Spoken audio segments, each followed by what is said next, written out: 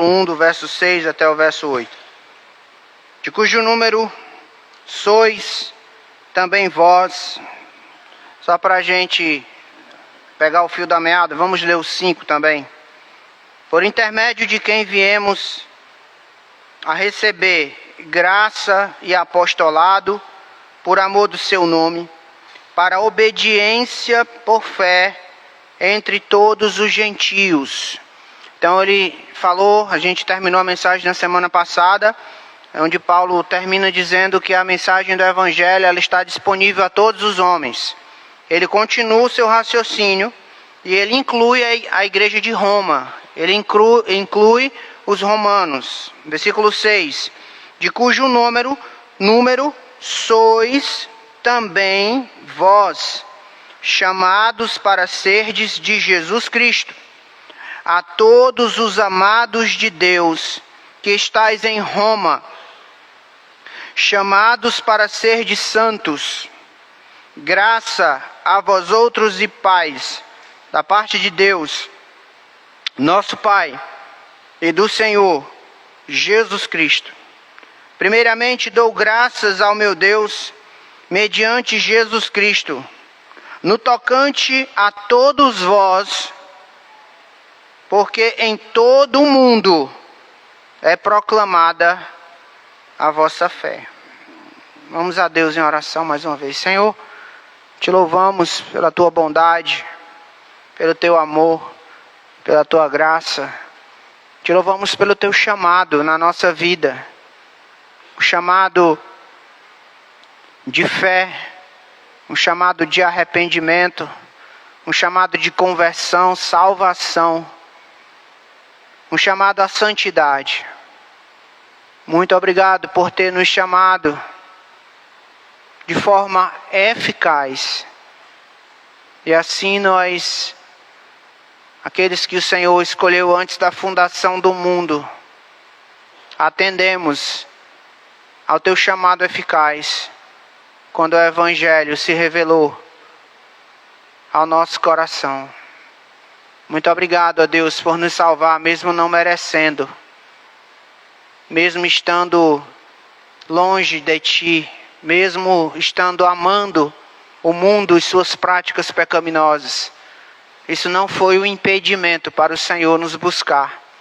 O Senhor nos retirou lá do mundo, da escravidão mundana. Embora o Senhor ainda nos tenha deixado no mundo, não mais como escravos, mas como embaixadores de Jesus, proclamando as boas novas para que aqueles que ainda escravos possam ser libertos pelo teu chamado eficaz, através da pregação do Evangelho do Senhor Jesus. Muito obrigado, Senhor. Dá-nos um tempo abençoador de aprendizagem, estudo bíblico, que possamos nos interessar em estudar a Tua Palavra e procurar crescer no entendimento da mesma, Senhor. Ajuda-nos, a Tua Palavra ela transforma vidas. Nós precisamos abrir o nosso coração para a Tua Palavra. Faça isso nessa noite. Em nome de Jesus nós oramos. Amém. O apóstolo Paulo aqui, ele ainda está fazendo a sua saudação para a igreja de Roma, irmãos. E a gente consegue, nessa segunda parte da saudação, identificar algumas marcas da igreja verdadeira. Esse é o tema da mensagem dessa noite, marcas da igreja verdadeira. Queremos aprender com esse texto de Romanos algumas dessas marcas e refletir se essas marcas estão presentes nas nossas vidas e o que precisamos então fazer para que essas marcas estejam presentes em nós. Mas antes, um breve resumo do que nós vimos no domingo passado. Na semana passada nós vimos que Jesus Cristo é a essência do Evangelho de Deus. Esse é o Evangelho. É o Evangelho no qual Jesus é a essência. Nós vimos então que não são as obras, não é o esforço humano, não é a prosperidade, não é a libertação dos pobres, não é a psicologia da autoestima, entre parênteses, evangelho coach. Não é nada disso. Isso não é a essência do evangelho.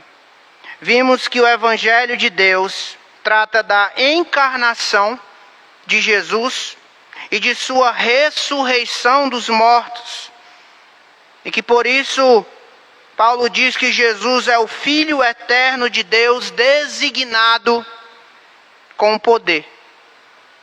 Após a ressurreição de Cristo, nós entramos na era do Espírito Santo.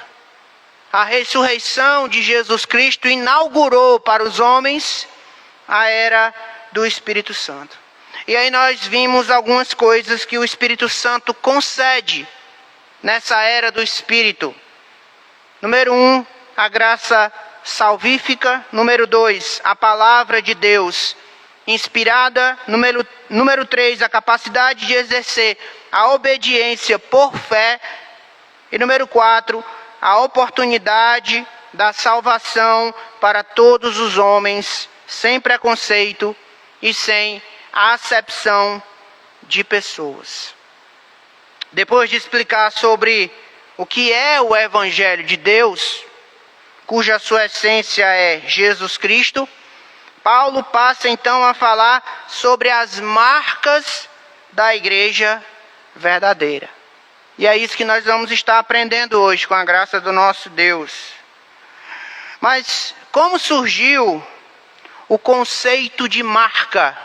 De onde vem essa ideia, marca? Qual o conceito de marca? Eu fui pesquisar e eu encontrei uma definição que eu achei bem interessante, que diz o seguinte: a palavra marca, ou brand, em inglês, vem do termo nórdico. Tem um R no final, é brand com R no final, talvez brand, não sei.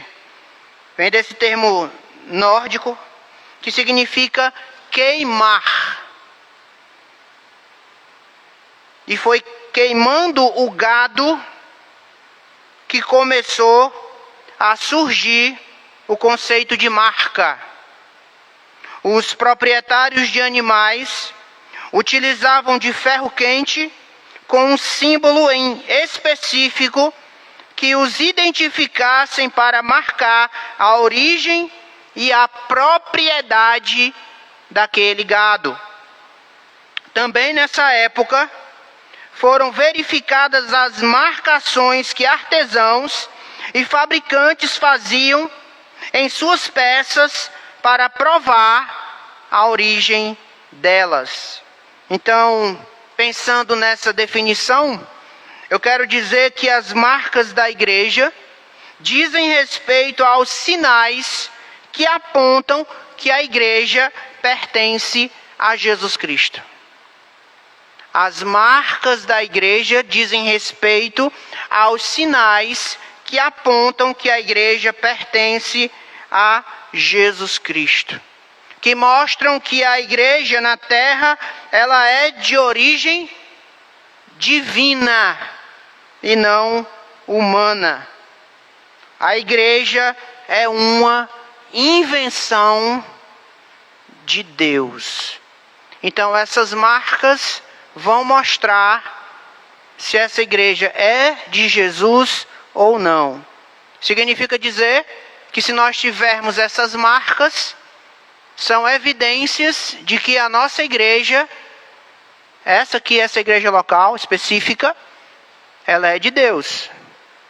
Todavia, se não encontrarmos essas marcas nesta igreja, o que significa? Os irmãos sabem a resposta. Então vamos estudar algumas marcas, irmãos. A primeira, ela está no versículo 6. A primeira marca, o chamado.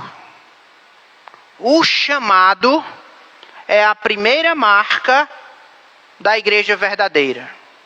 O chamado é a primeira marca da igreja verdadeira.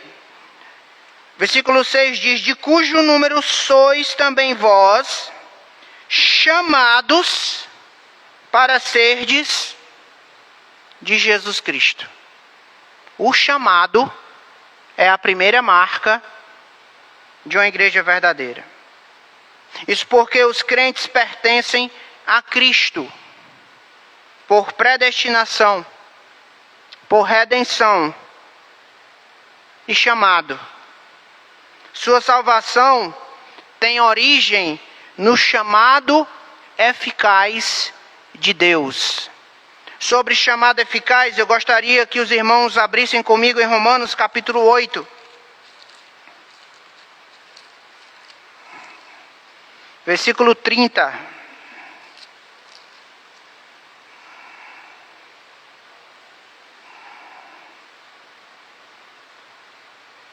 Onde a palavra de Deus vai dizer, Romanos 8,30, aos que predestinou, a esses também chamou. E aos que chamou, a estes também justificou. E aos que justificou, a estes também glorificou. Esse chamado é um chamado eficaz. Porque esse chamado especial de Deus envolve predestinação, chamado, justificação e glorificação. Então é um chamado especial de Deus na nossa vida, onde nós somos transformados através desse chamado. Outro texto é Romanos capítulo 11, verso 29.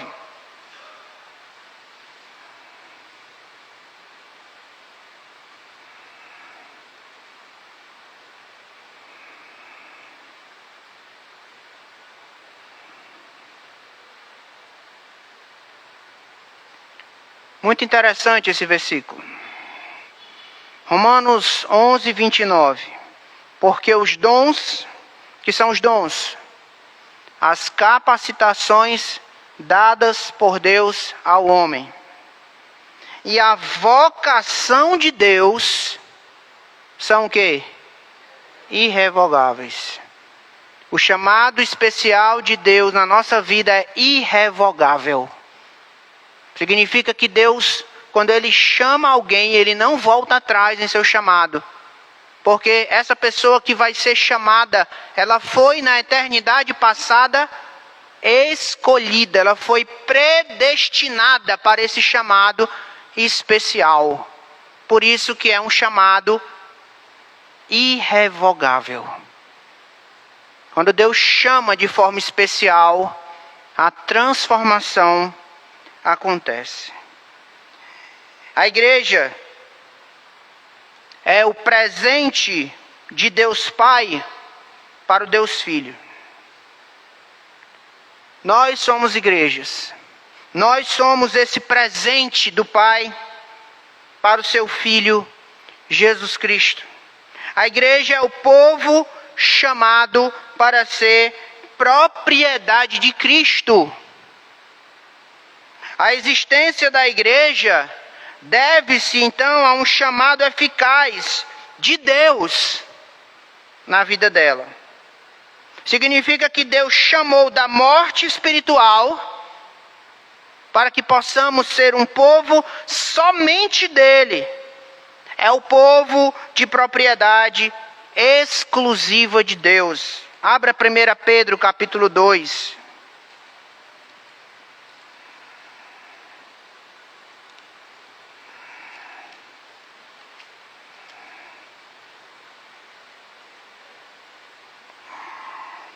1 Pedro 2, 9. 9 e 10.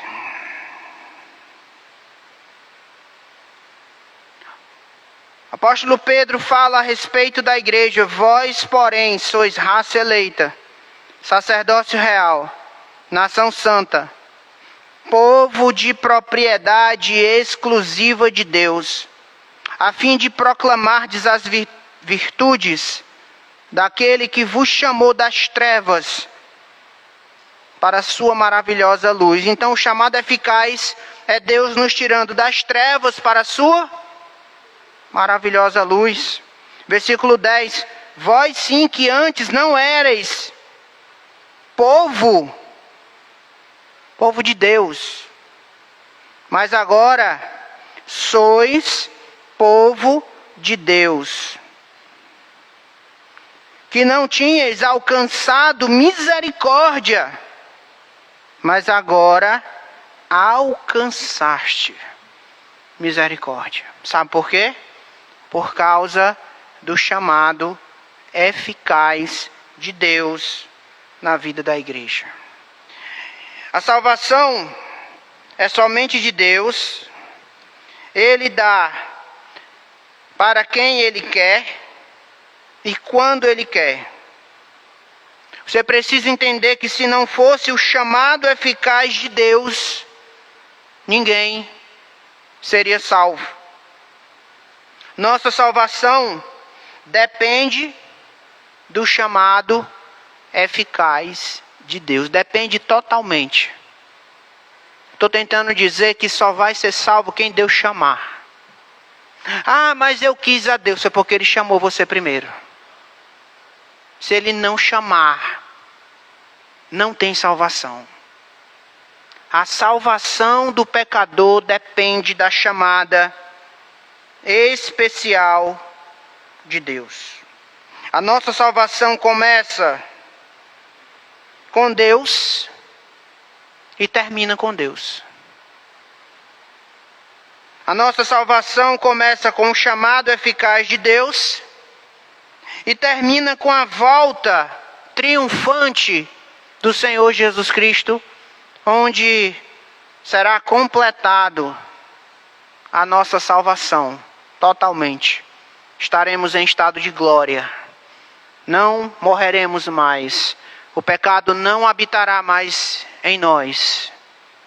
A salvação, ela começa com Deus e termina com Deus, com a volta de Jesus. Não tem parte humana na salvação. Não há espaço para o homem. Não há espaço para as obras com capacidade de nos justificar ou nos salvar. A salvação começa com Deus e termina com Deus. E Ele recebe toda a glória por isso. Toda a honra, todo louvor. Porque Ele chama com poder eficaz. Ele chama e o pecador não resiste ao seu chamado. Por mais duro que seja o nosso coração, quando Deus chama de modo especial o pecador endurecido nas trevas do pecado, ele não resiste ao chamado de Deus. Ele sai das trevas e é transportado para a maravilhosa luz de Jesus Cristo. Lembre-se disso.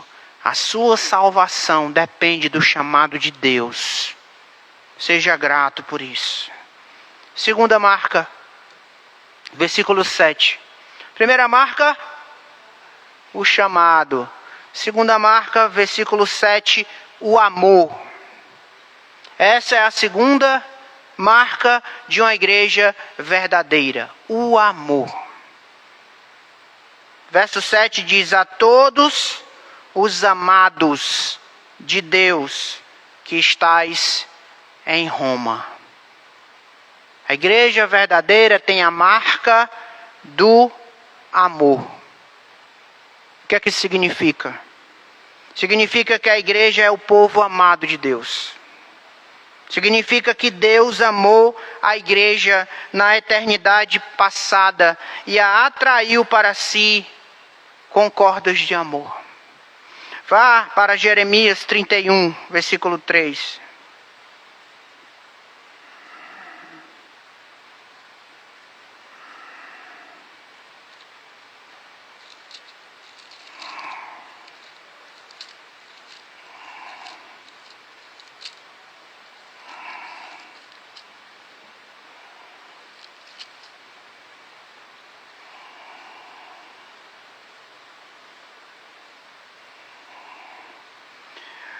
Jeremias 31, 3. De longe se me deixou ver o Senhor, dizendo: com amor eterno eu te amei.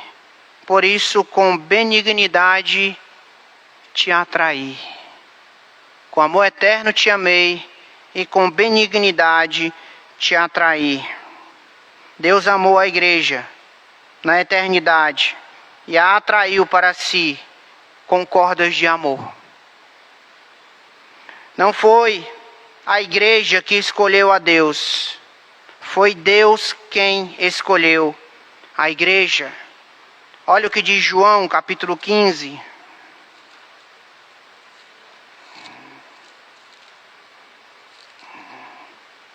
João 15:16. Palavras de Jesus: não fostes vós que me escolhestes a mim. Pelo contrário, eu vos escolhi a vós outros e vos designeis para que vades e deis fruto, e o vosso fruto permaneça, a fim de que tudo quanto pedirdes ao meu Pai em meu nome, Ele vos conceda. Isto vos mando, que vos ameis uns aos outros, porque a marca da igreja verdadeira é o amor. A palavra de Deus diz que não foi a igreja que amou a Deus primeiro. Foi Deus quem amou a igreja. 1 João 4:19.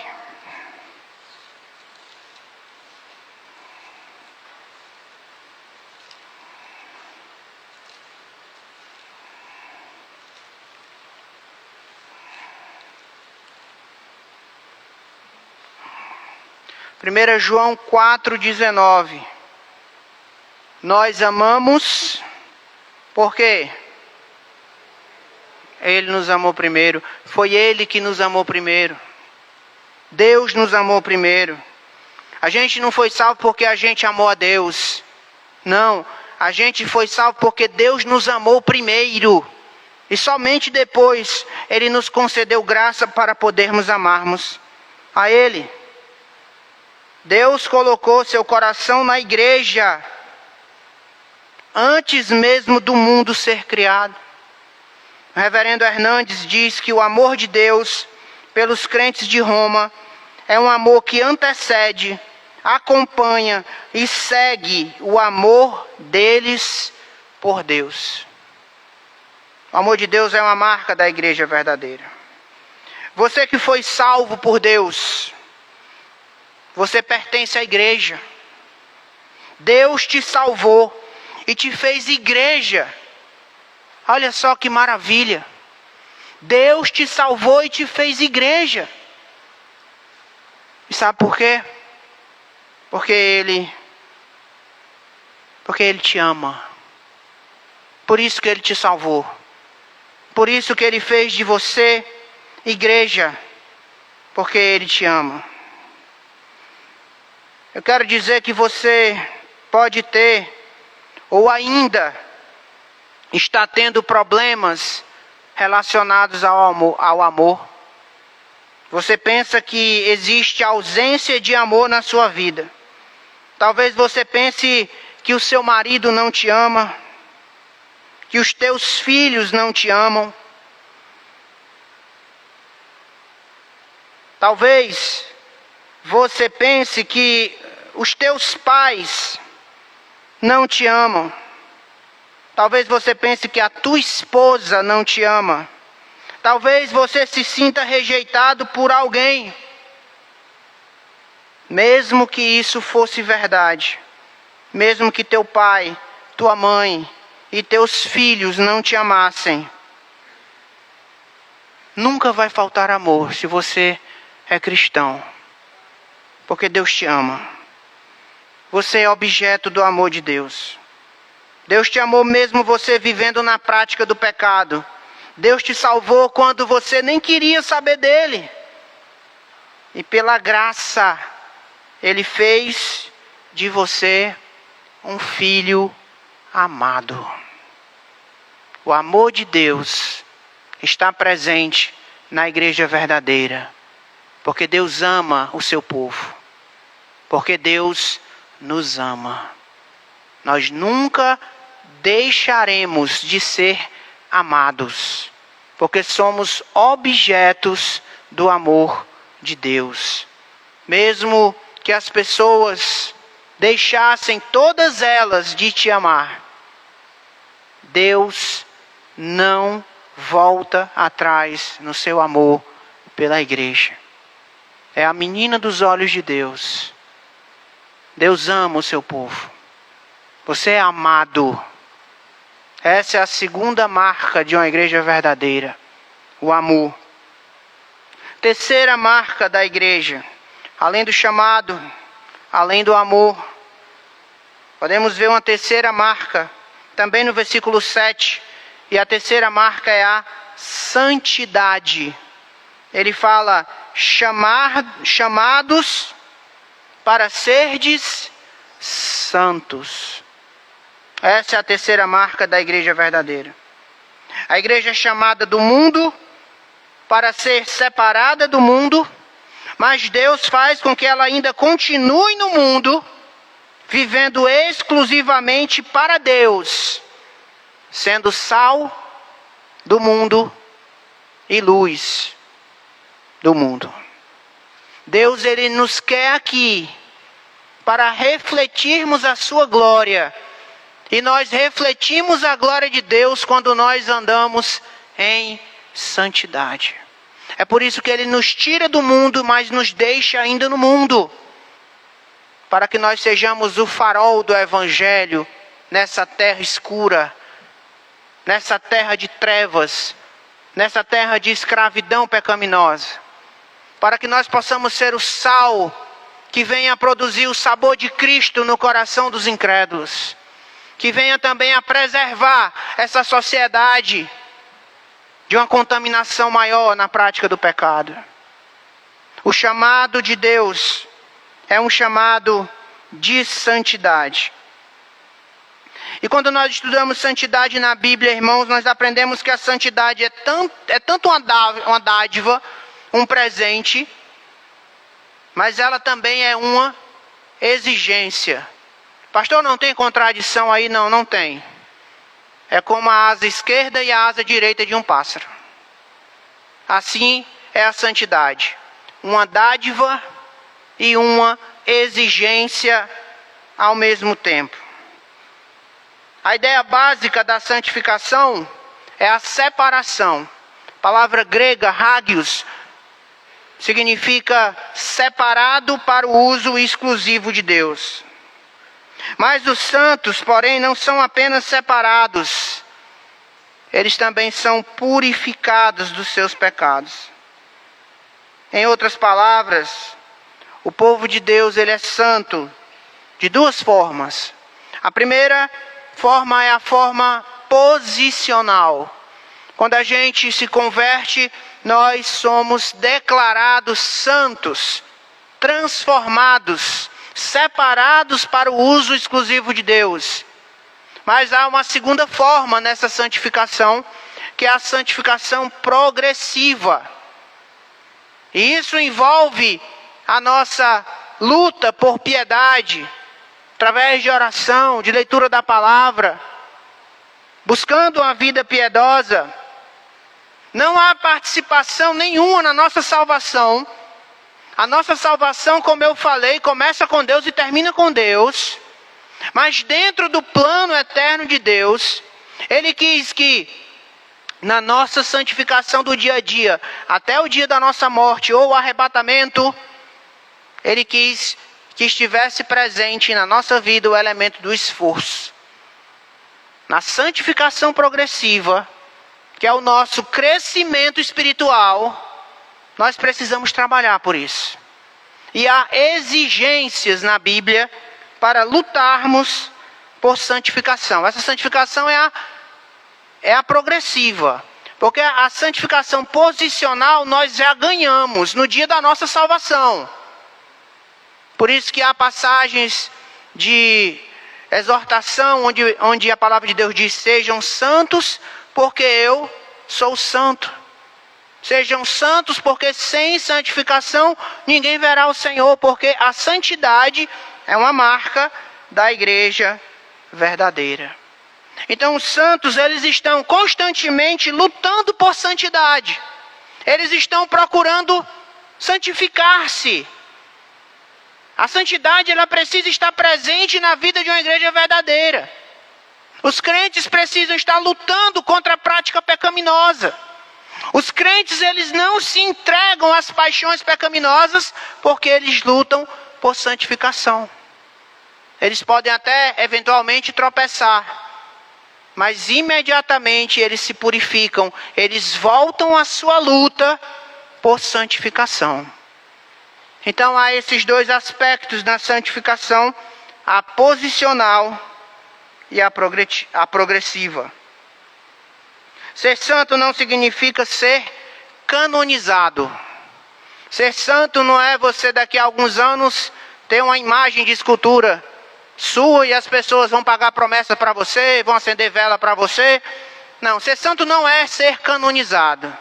Ser santo é ser salvo. Ser santo é pertencer a Deus. Ser santo é viver uma vida piedosa. Ser santo é sacrificar o eu pecaminoso. É mortificar a carne. Isso é ser santo. Certa vez um menino de 6 anos, ele encontrou seu pai de joelhos, orando em voz alta. Ele estava em lágrimas. Ele estava chorando na presença do Senhor. A criança viu essa cena, se aproximou devagarinho e fez a seguinte pergunta: papai, o que é que o Senhor está fazendo? O pai enxuga as lágrimas dos olhos, olha para o seu filho e diz: eu estou me preparando.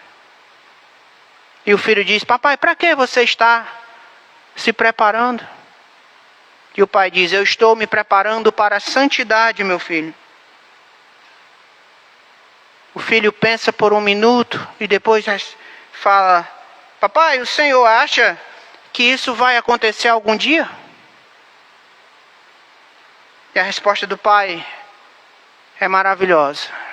O pai diz: já aconteceu, se você estiver em Cristo Jesus.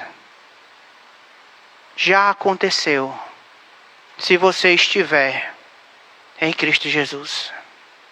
Somente Cristo pode nos fazer ter uma vida santa, irmãos. Se você já se converteu a Cristo, você está contado entre os santos. Você foi colocado à parte pelo Espírito Santo para viver para a glória de Deus. Mas tem a parte progressiva da santificação, que envolve dedicação, renúncia e sacrifício. Me chama a atenção o que o autor de Hebreus fala em Hebreus 12.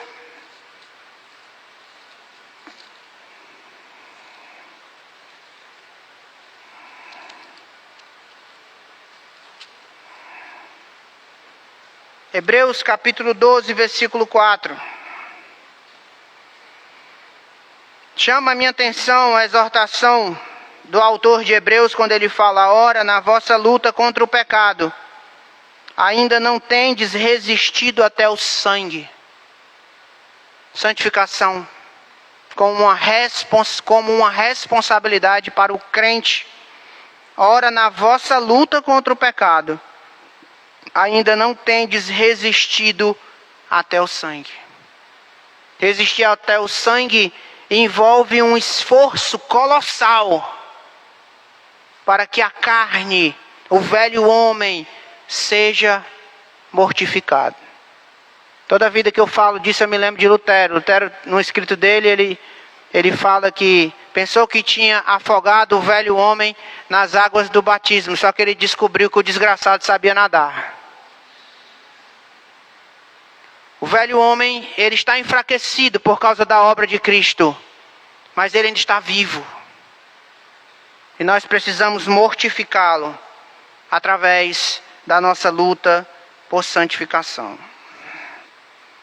Vamos para a quarta marca de uma igreja verdadeira. Ainda no versículo 7, a quarta marca é a graça e a paz. Eu juntei as duas para poder ganhar tempo. E no versículo 7 diz assim: graça a vós outros e paz, da parte de Deus nosso Pai e do Senhor Jesus Cristo. quarta marca da igreja verdadeira: a graça e a paz. Tanto a graça quanto a paz são dádivas divinas para a igreja. É impossível pertencer à igreja sem ter a graça e a paz. A graça é o amor imerecido de Deus aos pecadores revelados em Cristo. E a paz é o estado de reconciliação com Deus que este pecador, salvo pela graça, possui. A graça indica sempre algum dom gratuito, totalmente imerecido, enquanto a paz é o bem-estar que os homens desfrutam mediante a graça. Certo pregador diz que a graça é a raiz e a paz é o fruto. A graça é a raiz, a paz é o fruto. A graça é a causa da salvação, a paz é o resultado da salvação. Nos tempos do Antigo Testamento, os judeus, eles saudavam uns aos outros da mesma maneira que eles fazem até hoje. Eles falam Shalom Aleichem, a paz seja com vocês. E aí eles escutam uma saudação em troca, Aleichem Shalom, paz também para você.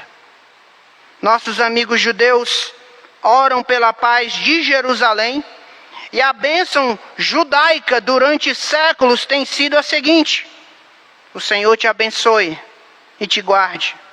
O Senhor faça resplandecer o rosto sobre ti. O Senhor sobre ti levante o rosto e te dê a paz. Números capítulo 6, verso 24 até o 26. Essa paz não é aquela que o mundo dá, disse Jesus em seu testamento final antes de deixar o mundo. João 14, 27. Ele diz que nos deixou a paz, não a paz como o mundo nos dá, porque a paz que Deus nos dá transcende a paz humana, a paz terrena. A paz de Deus, ela é permanente, é eterna, aquela na qual a luta entre Deus e o pecador está terminada. Nós que temos a graça e a paz, nós não somos mais inimigos de Deus. Nós estamos em um relacionamento de comunhão com Deus. Como diz R.C. Sproul. Então, se você já é crente, você já recebeu a graça. Significa que a sua salvação eterna está garantida. Se você já é crente, significa que você já recebeu a paz. Ou seja, seu relacionamento amigável com Deus está garantido. A graça, a salvação está garantida. A paz, meu relacionamento amigável, meu relacionamento de comunhão com Deus, também está garantida. A graça e a paz é uma marca da igreja verdadeira. Quero trabalhar com os irmãos nossa última marca, versículo 8. A quinta marca. E a quinta marca é a proclamação do Evangelho. Olha o que diz o versículo 8. Primeiramente, dou graças ao meu Deus mediante Jesus Cristo, no tocante a todos vós, porque em todo o mundo é proclamada a vossa fé. Quinta e última marca da igreja verdadeira. Na igreja verdadeira tem a proclamação do Evangelho. Na igreja verdadeira, os crentes estão pregando o Evangelho para os descrentes. Essa é a última marca que a gente vai ver hoje. A igreja não é apenas chamada do mundo para ser propriedade de Cristo, mas é também enviada de volta ao mundo para ser embaixadora de Cristo, professando e testemunhando da sua fé. E o que é que nós temos aqui no versículo 8? Nós temos o reconhecimento. Nós temos um elogio do apóstolo Paulo para a igreja de Roma. Do que se trata o elogio? A igreja de Roma estava professando a sua fé. E pessoas de vários lugares do mundo conhecido daquela época, o mundo mediterrâneo, estavam ouvindo falar da proclamação do evangelho da igreja bíblica na cidade de Roma. Pessoas fora de Roma estavam ouvindo sobre o evangelho que a igreja de Roma estava proclamando. Paulo está elogiando a conduta da igreja, que pregava fielmente, corajosamente, o evangelho. E a proclamação do evangelho estava ultrapassando fronteiras. Estava chegando em cidades vizinhas, estava chegando até em cidades mais distantes, longínquas. O evangelho estava chegando lá. Porque era uma igreja comprometida com a pregação do evangelho. A fé desses crentes em Jesus Cristo não era algo oculto, não era algo escondido. A fé dos crentes de Roma era uma fé pública. Por isso os homens descrentes que conviviam com os crentes de Roma estavam comentando sobre a fé deles em Cristo Jesus. Que coisa maravilhosa, irmãos. Uma igreja que tem essa marca. Ora, as palavras finais de Jesus aos discípulos, antes de ele subir ao céu de volta, foi: ide por todo mundo, pregai o evangelho a toda criatura. São as palavras, é o discurso final de despedida de Jesus dos apóstolos. Vão e pregue o evangelho a toda criatura.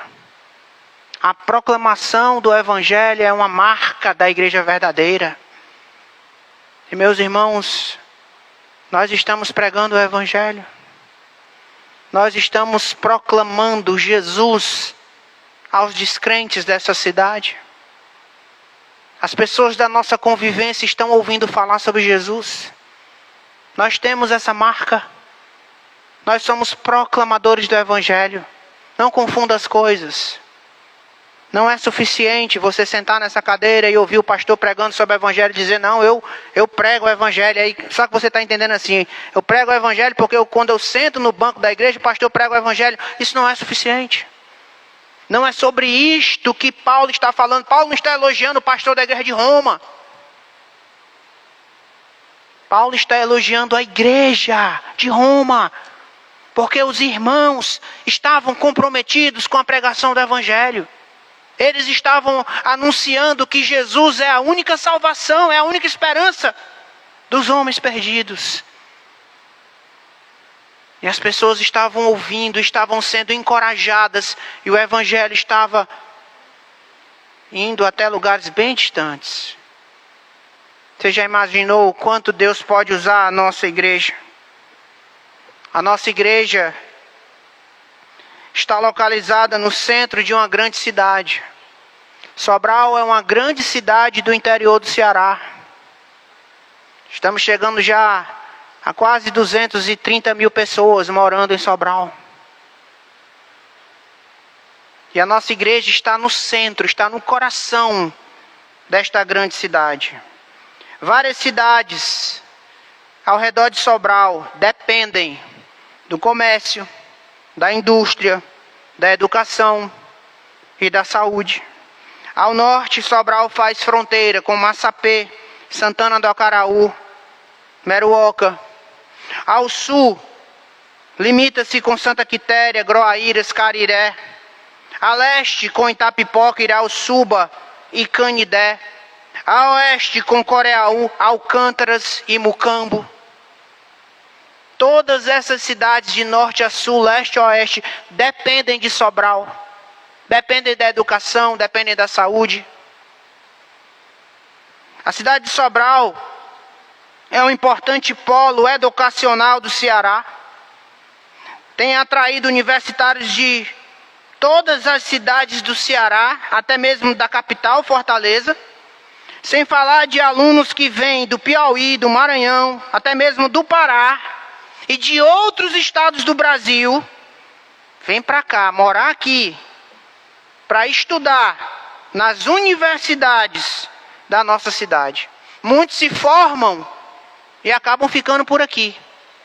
Conseguem trabalho por aqui. Quem já se formou e está trabalhando aqui? Tem alguém? Levanta a mão aí, por favor. Algumas pessoas. Então essa é a nossa cidade. Uma cidade com um fluxo de pessoas flutuantes. Pessoas que vêm, que vão. E a gente tem a oportunidade de pregar o Evangelho para essas pessoas. Imagine a bênção que seria se estivéssemos proclamando o Evangelho da salvação com as nossas vidas. Quantas pessoas poderiam ser alcançadas e até mesmo levar o Evangelho para as suas cidades de volta. Eu creio que Deus está dando uma grande oportunidade para a nossa igreja, meus irmãos. E se não aproveitarmos, Deus vai cobrar da gente. Deus vai cobrar das nossas vidas. Não há nada mais importante do que pregar o Evangelho aos perdidos. Não há nada mais importante do que pregar o Evangelho aos perdidos. O problema é que nós estamos acomodados com o mundo. Largue aquilo que te atrapalha de pregar o Evangelho. Abandone isso. Você é crente. Deus te deu uma ordem, pregue o Evangelho. Você está numa cidade que tem pessoas de vários lugares do Brasil morando aqui. Você precisa pregar o Evangelho para essas pessoas. Se você não pregar, se eu não pregar, Deus vai cobrar da gente, irmãos. Hoje de manhã eu dei uma palavra lá em Atos, pensando em Atos 2,42. Nunca tinha pensado nisso, mas tem acho que é o 46, que o autor de Atos, Lucas, vai dizer que a igreja contava com a simpatia dos de fora. E Deus ia acrescentando dia a dia os que iam sendo salvos. Então, como a igreja tem o seu papel, como você que é crente tem o seu papel para atrair pessoas a Jesus? Deus é soberano, do início ao fim. Mas Ele é soberano também no instrumento que Ele usa. E Ele pode usar você para pregar o Evangelho a outras pessoas. Eu estava até falando, ano passado a gente estava cheio de universitários aqui na igreja. Eles não têm vindo mais, muitos eu não consigo mais ver. Porque a nossa igreja precisa melhorar no acolhimento. Nós precisamos aprender a acolher melhor as pessoas que vêm para cá nos visitar. Porque se elas não forem acolhidas, elas não forem bem tratadas, se nós não formos gentis, amáveis com as pessoas que nos visitam, elas não terão mais prazer em estar no nosso meio. Então, irmãos, a gente tem um papel fundamental de cuidar bem daqueles que vêm para ouvir o Evangelho, na esperança de que eles se convertam, sejam salvos. Como é lindo de se ver uma igreja empenhada na pregação do Evangelho. Como seria bom o apóstolo Paulo escrevendo para essa igreja, hipoteticamente, e nos elogiando, porque em Sobral nós estamos pregando o Evangelho. E o Evangelho da salvação tem chegado em Massapê, tem chegado em Moraújo, tem chegado no Cariré, tem chegado em Groaíras, tem chegado em Santana do Acaraú, tem chegado em Camusim, tem chegado em Jericoacoara, tem chegado em Fortaleza. O evangelho que vocês proclamam está alcançando vidas. Se nós queremos então ser uma igreja assim, nós precisamos começar a pregar o evangelho de forma intencional, irmãos. Não há nada mais importante, não há projeto mais importante na vida de um homem do que pregar o evangelho. Vamos parar de jogar videogame. Vamos parar de perder tempo nas redes sociais. Eu não estou dizendo que é pecado olhar a rede social, é pecado jogar videogame. O que eu estou dizendo é que a gente tem que ter tempo para pregar o evangelho. A gente está desperdiçando o nosso tempo com coisas que não promovem a glória de Deus. O maior projeto de um homem é pregar o evangelho aos perdidos, porque a proclamação do evangelho é uma marca da igreja verdadeira. Se não estamos proclamando o evangelho aos perdidos, somos verdadeiros? Somos uma igreja verdadeira? Se não pregamos o evangelho aos descrentes, somos uma igreja verdadeira? Cada um vai prestar contas a Deus. Vamos começar de forma intencional a pregar o evangelho, irmãos. Vamos convidar os nossos amigos para virem para os cultos. Vamos oferecer treinamento evangelístico. Vamos gastar tempo para visitá-lo em suas casas. Ensinar o que é a salvação. Se ele se converter, discipulá-los. Nós não estamos fazendo isso. A igreja não está fazendo isso. Porque está jogando videogame. Porque está querendo ficar famosinho no TikTok. Fazendo dancinha no TikTok. E enquanto isso,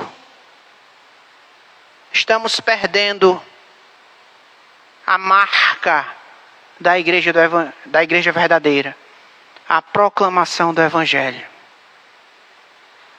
Como é maravilhoso, irmãos. A gente poder, depois de um tempo de sacrifício, renúncia, porque envolve isso. A gente sabe para pregar o evangelho, a gente tem que escutar não. A gente tem que escutar a pessoa. A gente sabe que a pessoa está tapeando a gente. Posso ir hoje? Não, hoje não pode não. Hoje eu vou para o médico. E amanhã eu vou estar com dor de cabeça. E a gente tem que ter paciência, tem que ter jogo de cintura, dá vontade de desistir. Mas como é bom depois de um tempo você olhar para trás e você ver que essas pessoas que você investiu na vida delas, tempo, atenção, cuidado, ensino, os olhos delas se abriram para Jesus. A vida dela foi radicalmente transformada. Como é bom. Como é bom. E você vê que a vida dela começa a mudar. Ela adorava imagem de escultura. Ela adorava deuses mortos. Ela fazia promessas para deuses inexistentes que nada podem fazer.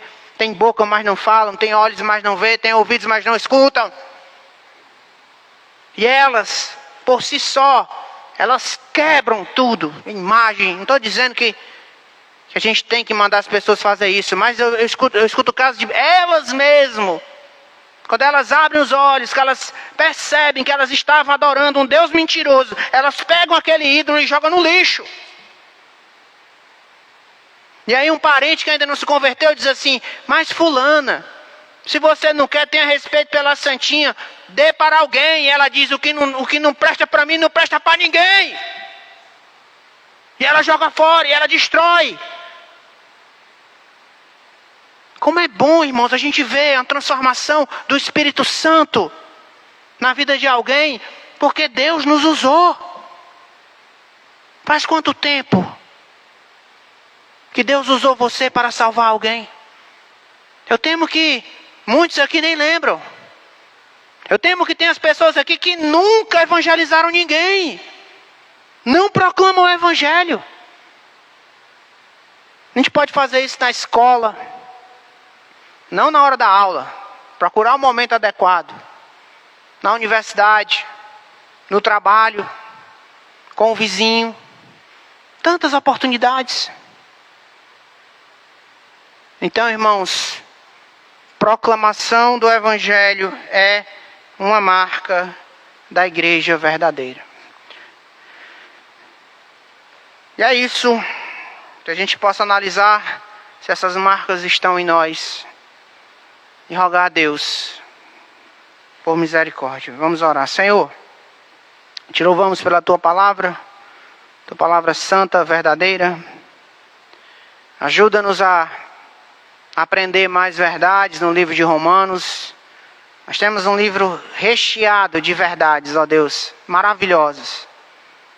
Que cada encontro seja uma oportunidade de nos deliciarmos com as verdades deste livro poderoso, que é o Evangelho de Romanos. Que essas marcas possam estar presentes na nossa vida, Pai. Ajuda-nos a termos essas marcas em nós. Em nome de Jesus. Amém.